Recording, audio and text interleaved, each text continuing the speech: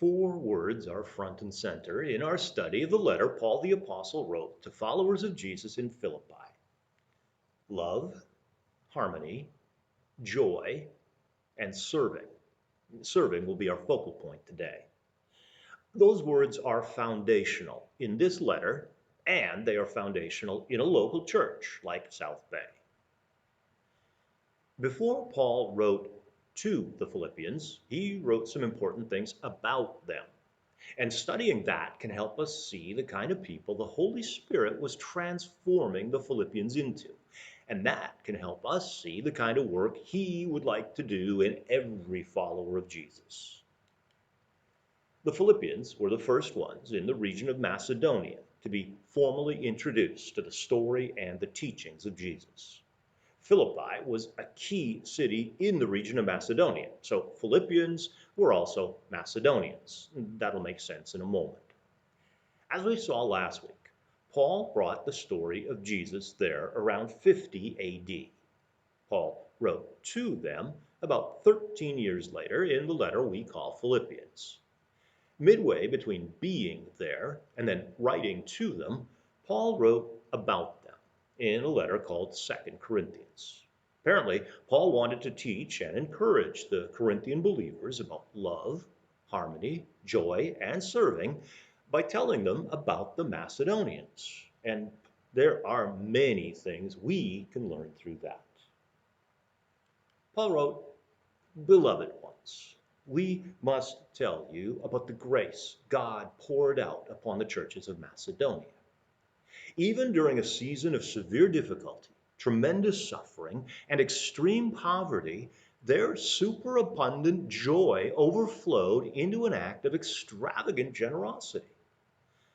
I can verify that they spontaneously gave, not only according to their means, but far beyond what they could afford.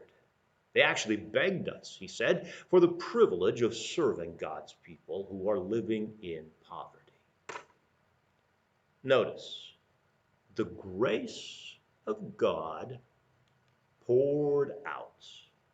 Also notice, the grace God poured out during, not ending, during a season of severe difficulty, tremendous suffering, and extreme poverty. Well, doesn't an outpouring of God's grace mean things like difficulty, poverty, and suffering all end? Well, that is what some people try to teach. And it does happen that way at times, but it definitely doesn't happen that way always.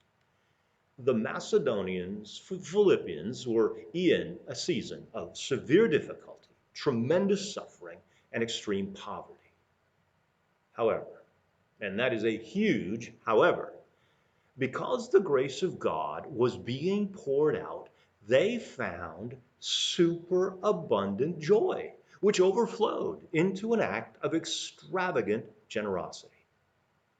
Not only that, Paul added how they actually begged for the privilege of serving God's people who were also living in poverty. The Philippian Macedonian believers had been aware of a grave situation in Jerusalem, and they had just heard it was getting worse quickly. Now, Jerusalem was 1,200 miles away, so it was that far away geographically and even farther away culturally. The Gentiles were responding to needs among Jews, adversaries, and even enemies for centuries. Remember our four foundational words: love, harmony, joy, serving. Look for each and all of those in these words from 2 Corinthians. And pay special attention to how those words were lived out on behalf of people so far away geographically and culturally. Even during a season of severe difficulty, tremendous suffering, and extreme poverty, their superabundant joy overflowed into an act of extravagant generosity. And they spontaneously gave, not only according to their means, but far beyond what they could afford.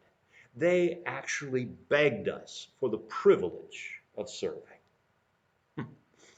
The privilege of serving. Notice God's grace did not fill their cupboards and their shelves and their purses, and it didn't stop whatever was causing their suffering. God's grace being poured out turned their attention away from themselves and moved them to lovingly and joyfully come together to serve. Now, Paul wrote that around 57 AD. He wrote Philippians about 5 years later. As we get into that letter, we'll see how 5 years were enough to erode some of the love and harmony among them, and that was affecting their joy and their eagerness to serve. Joy and eagerness to serve flow from love and harmony among believers. Paul opened this letter with a tender but firm reminder that serving isn't just about something you do as a follower of Jesus. It's about who you are. That's what Paul was getting at as he opened the letter. Paul and Timothy, servants. Now, the word Paul used there can be quite uncomfortable in 2021. A lot of English translators understandably tried to soften what Paul wrote by using the word servant, even though the word he used describes someone who was more what we would call a slave. In some ways, it would have been similar to what comes to mind in our culture from the past 400 years, but in many other ways, the kind of extremely brutal treatment many slaves received in this country would have been rare back then. A little lesson in New Testament Greek might help show the distinction between the terms. The word that would be more closely translated servant was diakonos. That was understood to be someone who worked personally for someone else, kind of like a live-in butler or maid. The word for slave was doulos. A doulos was the possession of someone. A doulos was owned by someone. A doulos was to serve that person round the clock in any way. And many English Bibles use the word master for the owner slash boss. The original word for master did not always sound as offensive and painful as it does to many people today. Although sometimes masters were oppressive, if not flat out abusive. But in that culture, at that time, sometimes being a doulos was a good thing. Sometimes it meant a good home and food for people who otherwise wouldn't have any. Being a doulos could bring security, safety, peace, and preparation for the future. Some people even asked if they could become someone's doulos, although most were bought. What do you suppose made all the difference in the world? What kind of a situation it was for the doulos? What do you suppose made all the difference in the world? Well, who the master was. What kind of person he or she was. And here we see Paul and Timothy, servants or slaves of Jesus. Knowing what you know about Jesus, what would you think about having been his doulos when he was here on earth? Well, Paul wrote after Jesus had stepped out of his earth suit, and Paul made it clear he was still very much Jesus's doulos. Being a follower of Jesus also means being a doulos of his. Jesus tried to drive that point home with his first disciples when he told them, if you want to be the greatest, then live as one called to serve others. The path to promotion comes by having the heart of a slave who serves everyone. Now, that's not saying followers of Jesus are to be serving everyone, everywhere, all the time. Again, Being a servant is less about the things we do and much more about the way we do things and why we do them. Notice the phrase, the heart of a slave. Now, followers of Jesus are to do all kinds of things for all kinds of people. But time after time, the Bible makes it clear that above everything else, we're to do what we do for Him. Being a servant is less about the things we do and much more about the way we do them and why. Look at how this Bible version has some of Paul's words. Whatever you do, work at it from the soul. That is such a great way to put it.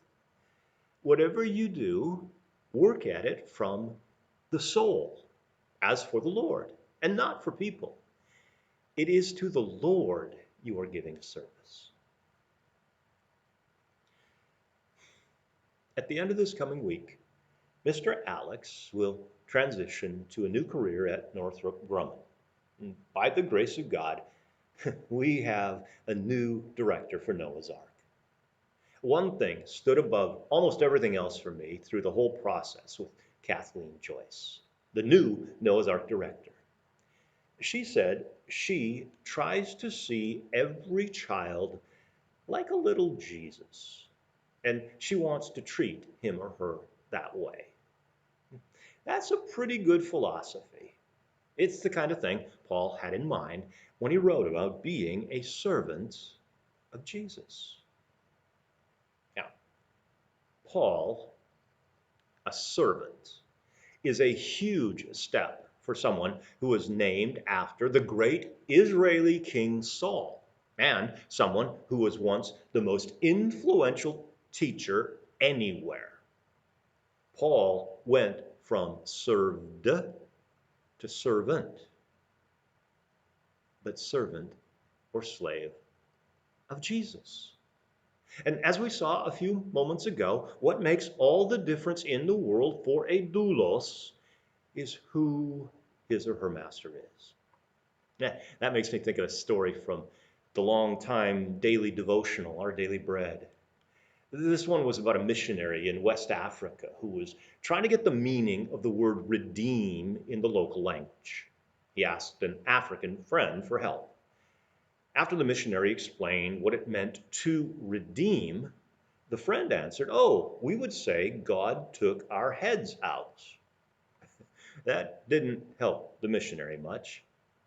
His friend went on to explain that many years earlier, his ancestors would be captured by slave traders, chained together, and then driven to the coast.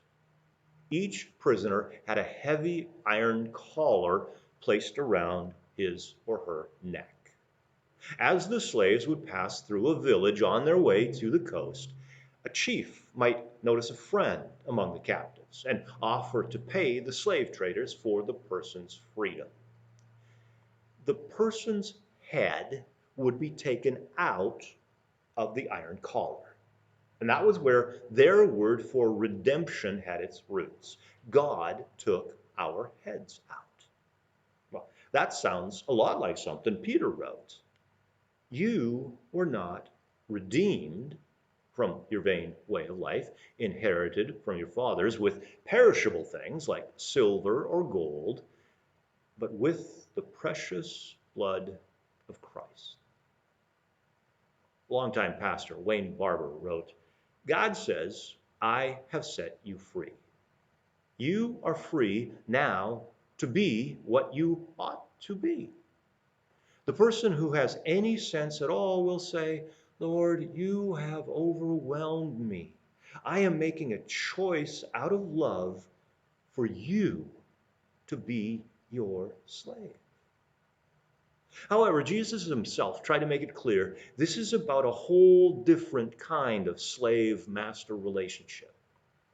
It seems Paul didn't fully understand that as he was writing to the Philippians. But as his life as a doulos went on, Paul continued to learn what Jesus meant when he told his first disciples that he wouldn't just call them servants or slaves any longer, but He said, I call you my most intimate and cherished friends. Again, what makes all the difference in the world for a doulos is who his or her master is and his or her relationship with the master.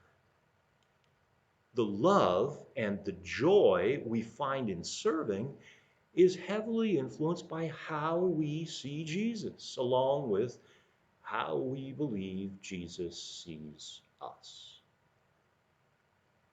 How we see Jesus and how we believe he sees us. So, how does he see us? How does he see you? Well, to try to see the answer to that, turn to one of the most well-known scenes in the Bible, the Last Supper. We're not going to look at the meal itself, but what happened early on that evening when Jesus got up from the table, took off his robe, wrapped a towel around his waist, and poured water into a basin. Then he began to wash his disciples' feet.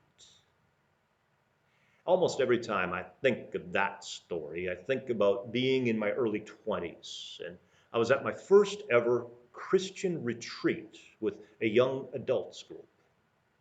It was a group I had somehow ended up co-leading, even though I was like fresh out of a hardcore, God-ignoring, biblically ignorant life. Our teaching leader at that retreat was a man who helped me take my first baby steps of faith in Jesus. But man, I got to tell you, I had some serious questions about him on the Saturday afternoon of the retreat. Again, I was about as biblically ignorant as a young man could be.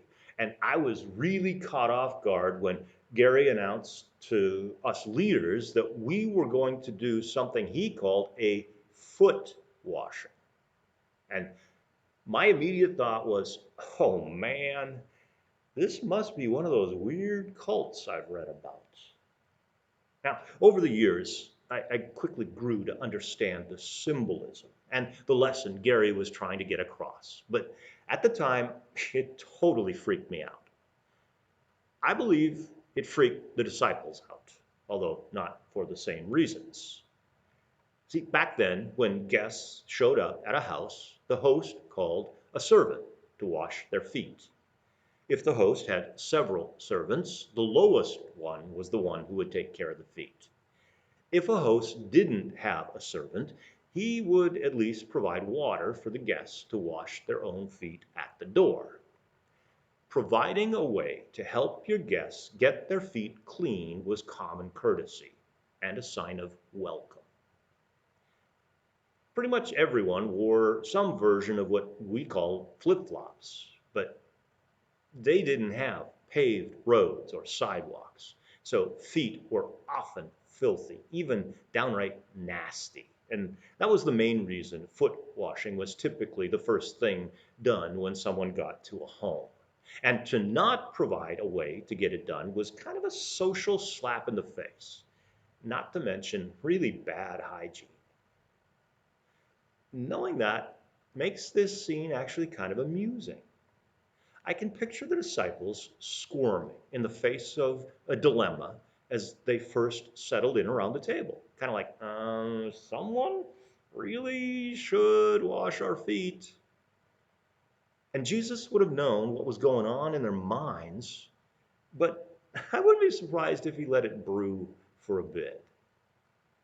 Well, then, verse 4 in John 13 says, Jesus got up from the table. That means he must have been reclining at the table.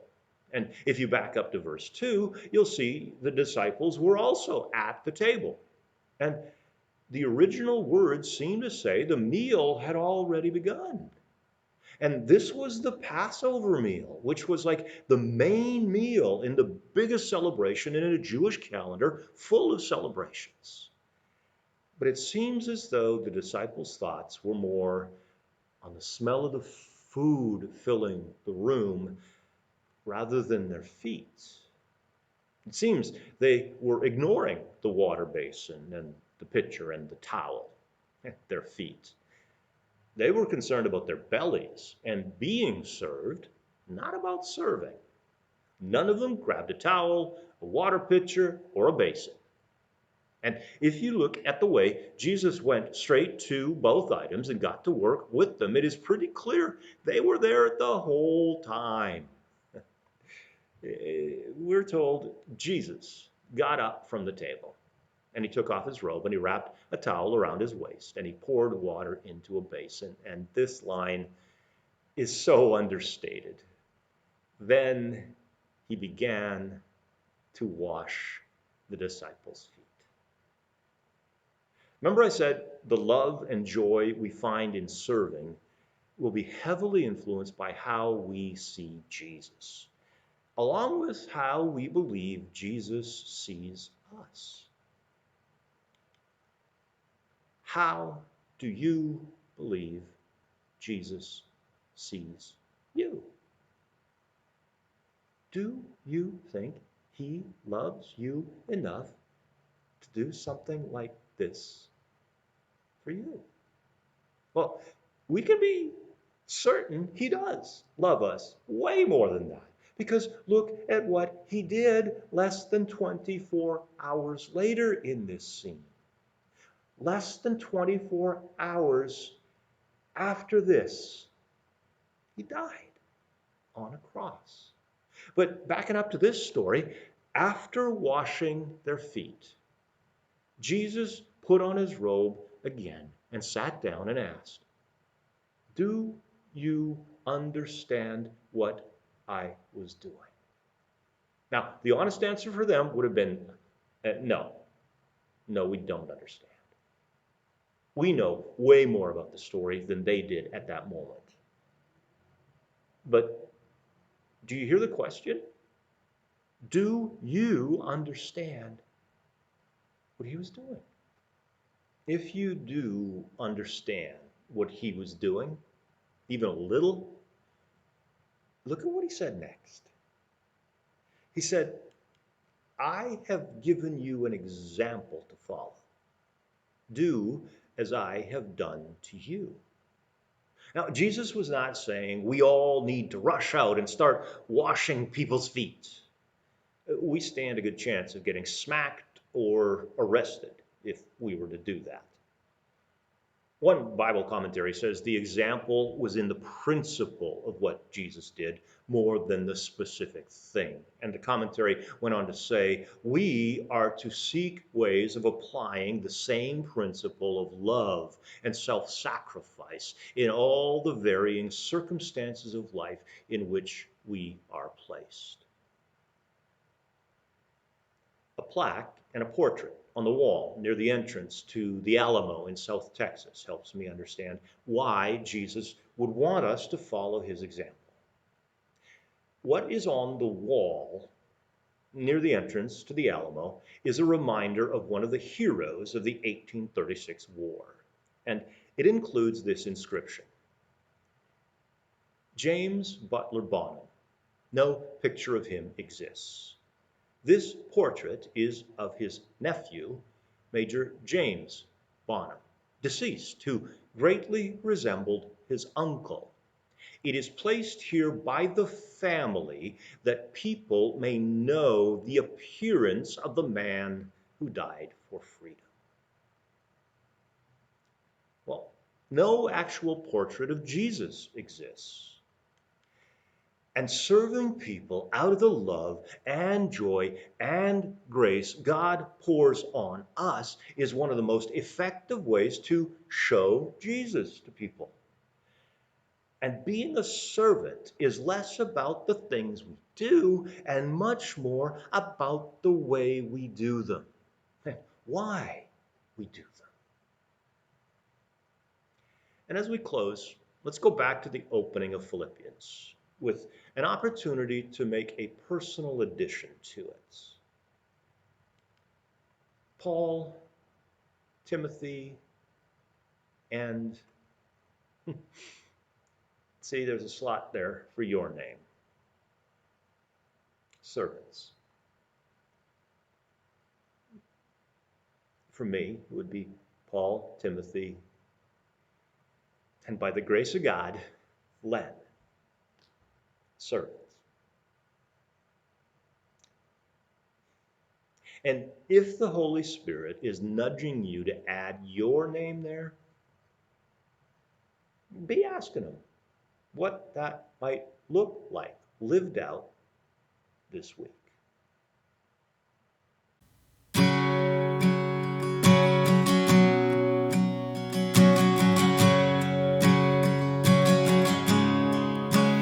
Here is love, vast as the ocean, loving kindness as the flood. When the Prince of Life, our ransom, shed for us his precious blood. Who his love will not remember, who can cease to sing his praise? He will never be forgotten throughout heaven's eternal days.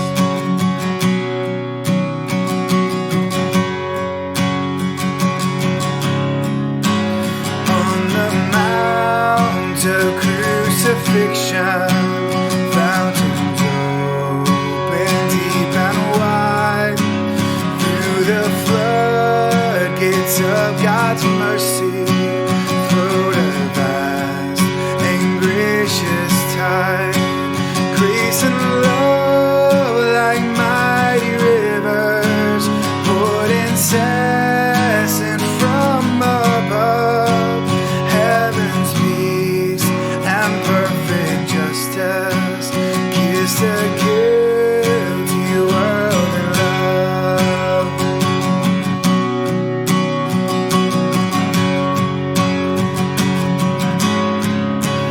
Let me, oh, thy love accepting, love me ever all my days.